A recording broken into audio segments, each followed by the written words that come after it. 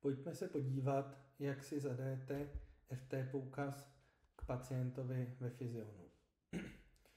U pacienta musíte mít vyplněnou sekci pojišťovny, konkrétně pojišťovnu a číslo pojištěnce a typ připojištění. Pokud jej nemáte, tak dejte v kartě klienta upravit a doplňte potřebné údaje.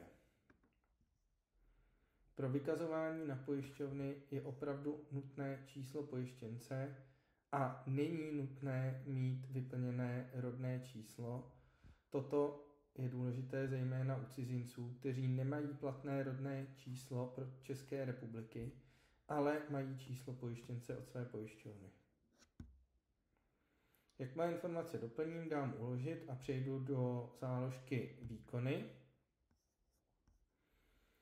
Kliknu na přidat nový FT poukaz.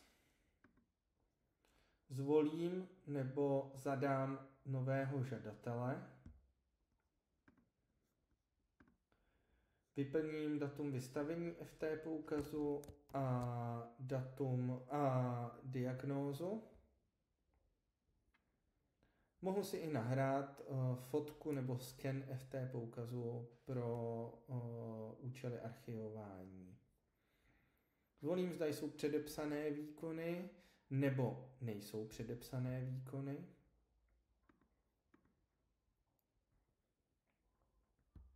A pokud jsou předepsané, tak si je zde všechny zadefinuju tak, jak jsou uvedeno na FT poukazu.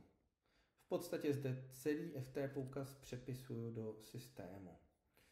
Jakmile mám vše zadáno, kliknu na uložit a FT poukaz je u daného klienta vyplněn.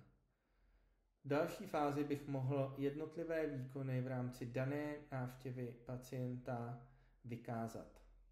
Ale to si podíváme až v jiném videu.